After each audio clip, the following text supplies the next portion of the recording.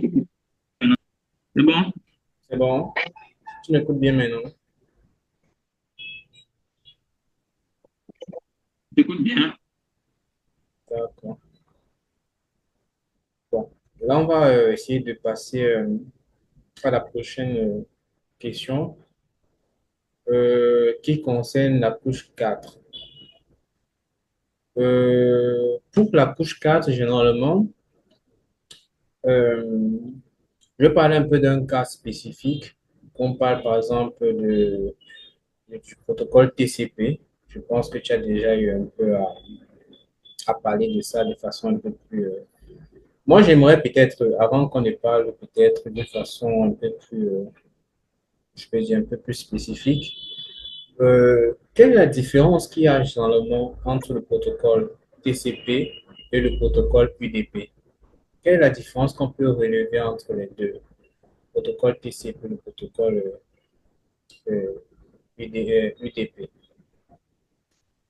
Là, nous sommes au niveau de la couche 4. C'est vrai qu'on ne... Oui, oui, vas-y. Ok, la couche 4 qui est la couche transport. Mhm, La différence, c'est vrai que, comme tu as dit, euh, il y a des éléments qui caractérisent cette couche dans le protocole TCP et le protocole UDP. Bon, la mhm, différence, c'est au niveau de la transmission. On dit TCP, Transmission Control Protocol. Donc, mhm, c'est-à-dire que il met en place des stratégies, des mesures de contrôle pour s'assurer que l'information qui est émise arrive entièrement. mhm, Donc, c'est-à-dire que si l'information est quittée, il dit quoi? Donc, l'information qui quitte doit arriver exactement. Par exemple, par mhm. exemple, si tu as écrit maman, tu envoies le message à l'ordinateur, il dit quoi, de l'ordinateur A pour l'ordinateur B. À l'ordinateur B, on voudrait justement que, en fait, le protocole TCP, lui, il voudrait que c'est exactement, que ce soit exactement le moment qui arrive. Il ne tolère pas les erreurs. Il va les compléter jusqu'à ce que l'information du départ soit identique à l'information d'arrivée. Donc, j'ai pris l'exemple du test qu'on a transmis d'un point A vers le point B. Maintenant, en ce qui concerne le protocole UDP, lui, il tolère les erreurs. Par exemple, du streaming, ou bien Mhm. des appels, la voix sur IP. Donc, ce qu'on s'appelle là, on peut, même s'il y a des petites pertes, là, même s'il y a des petites pertes, là, on va pas trop. L'essentiel est quand même là. Donc, il y a TCP, veut dire quoi? Puisqu'il y a un certain traitement qui est exigé, donc un traitement qui est long. Ce qui fait que ça, il y a un coût de latence. Donc, ça dit que ça devient plus lent. Et je ne sais pas si on se comprend. Oui, je comprends. Avec TCP, par exemple, Mhm. la transmission doit être lente. La transmission de l'information va être lente parce il y a beaucoup de traitements, il y a le contrôle là. Mais avec UDP, puisqu'il n'y a pas ce contrôle, la transmission est rapide et fluide. Par exemple, dans le streaming, quand tu écoutes par exemple une vidéo, même s'il y a des petites erreurs, ça n'affecte pas grandement Mhm. le streaming. Tu es plutôt content de voir que non, ta vidéo est assez rapide. Mhm. Mais il peut y avoir des erreurs de transmission, mais ça ne sera pas visible, ça ne sera Ok, pas impactant. ok. Moi, par exemple, l'une des Donc, je pense questions, que non, super. Moi, peut-être l'une des questions que j'aimerais peut-être aussi poser, c'est que est-ce qu'il y a aussi une différence qui est liée peut-être, on peut dire, à la certitude de l'envoi du message, par exemple? Est-ce que, par exemple, avec TCP, outre le fait que l'information arrive et dit bien qu'elle a été envoyée, comme tu as pour le cas de maman, quand c'est vraiment maman qu'on a reçu, est-ce qu'il n'y a pas aussi un niveau de certitude pour dire que mon message est bien arrivé. C'est-à-dire, une fois que tu envoies, il y a une certaine forme de retour pour dire que oui, ton message est bien arrivé. Et UDP, il n'y a pas vraiment ce cas pour dire que, OK, ton message est vraiment bien arrivé, dans le sens où, comme tu disais, pour le cas peut-être du streaming, et que, il y a envoi, par exemple, des paquets de données, à un moment donné, il peut y avoir perte, et ça fait un peu un jar, etc. Est-ce que, il n'y a pas cette non-absence-là de retour pour dire que le message ou alors les données sont effectivement arrivées ou pas? Est-ce que cela ne ressort pas aussi ce volet-là en termes de différenciation? C'est juste une question. Hmm.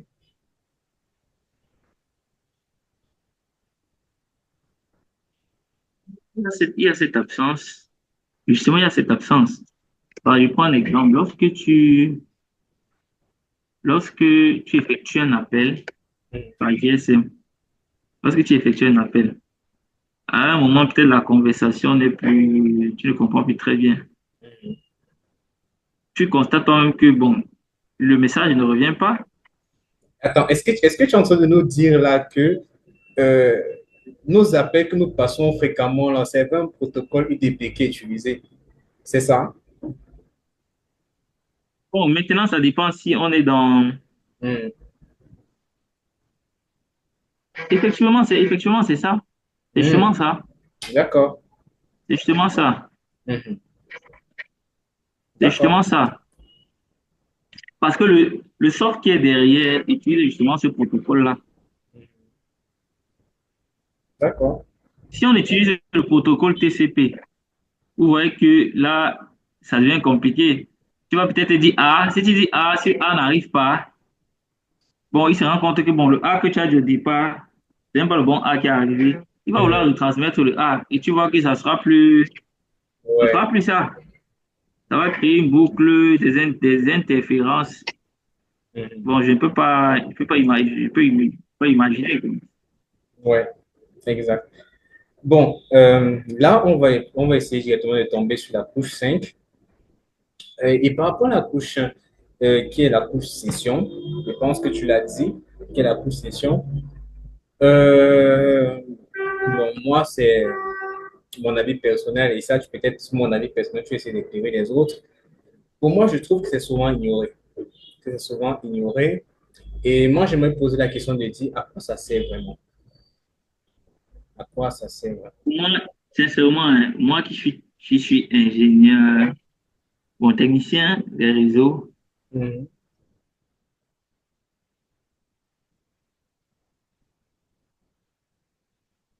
Allô, allô, ça alors? théoriquement, je ne sais pas si tu m'écoutes. Oui, oui, c'est revenu, c'est bon. Oui, je disais ceci que moi aussi, à mon niveau, c'est une couche vraiment, donc je n'ai pas, je ne maîtrise pas vraiment en profondeur. Mais théoriquement, j'ai vraiment dit que c'est cette couche-là qui permet d'ouvrir les sessions de communication, de les maintenir et après de fermer, de clôturer un peu. Je ne sais pas si c'est au niveau, c'est dans un autre niveau, peut-être, je dirais quoi? Peut-être au niveau de l'OS ou bien peut-être je sais pas, du système applicatif que cela est fait. Oui, Mais vraiment, moi, exactement. j'ai pas vraiment, c'est pas quelque chose que j'ai vraiment, que j'ai une maîtrise, quoi. Non, si, exactement. C'est au niveau puisque déjà à partir de cette couche-là, interviennent déjà en fait les applications en elles-mêmes. Elles interviennent déjà en elles-mêmes et pour les sessions intervient ou beaucoup plus parce que la session ici, on peut dire sur le thème, comment dire, la définition assez vulgaire qui est attachée à la session, en fait, c'est tout simplement la phase de maintien d'une authentification ou la phase de vérification de façon continue d'une authentification. Donc, quand ton authentification est réussie et que c'est certifié, en fait, là, tu entres dans une session.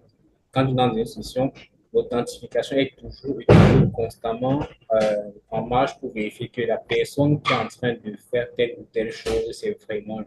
L'utilisateur qui est en train de faire telle ou telle chose, c'est vraiment lui. Bon, là, ça rentre vraiment dans le domaine applicatif. Mais j'aurais bien voulu que tu essaies d'en parler.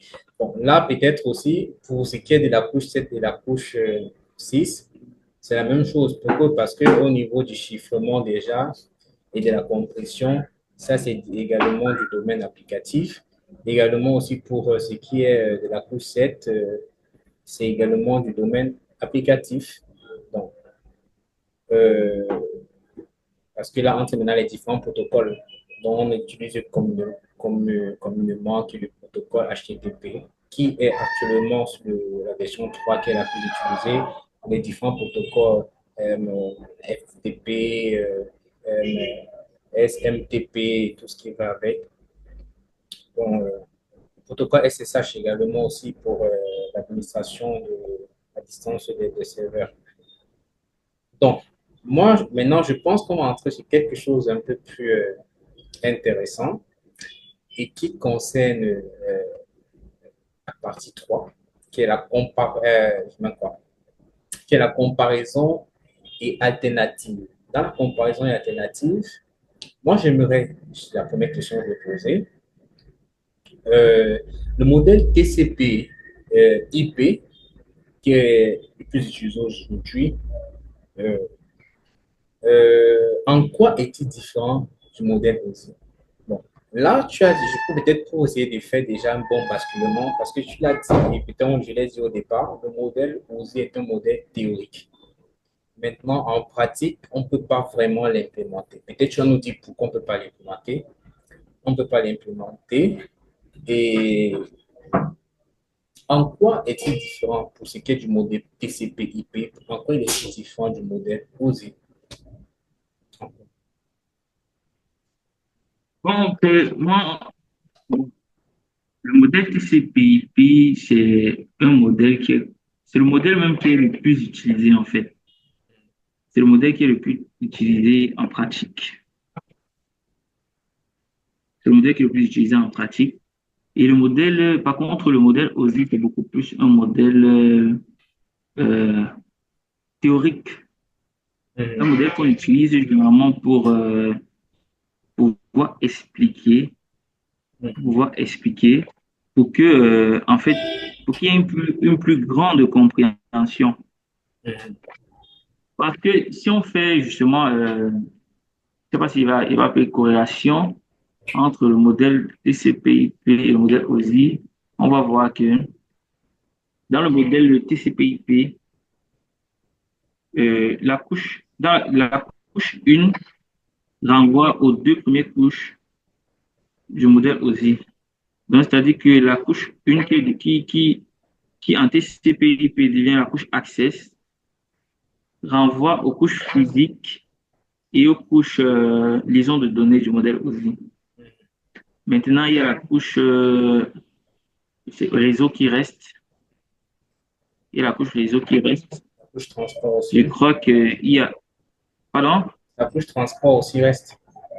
la couche transport effectivement reste. Et maintenant, il y a la couche application qui va englober justement la session et la présentation.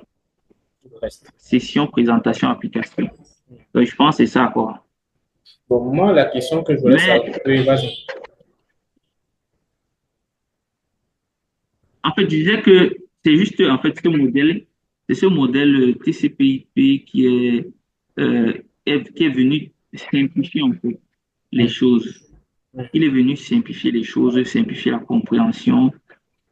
Bon, pour qu'on soit un peu plus focalisé qu'on n'entre pas trop dans les détails, puisque même de façon, euh, même de façon euh, logique, on va voir qu'il y a certaines couches dont on ne fait pas trop allusion, on ne touche pas du doigt au quotidien, comme on disait, comme on parlait tantôt de la couche fiction. Mhm. Et c'est justement ça qui en fait la couche session et présentation et application qui forment le tout, la couche application au niveau du protocole TCP/IP. Justement, c'est pour faciliter la compréhension. D'accord.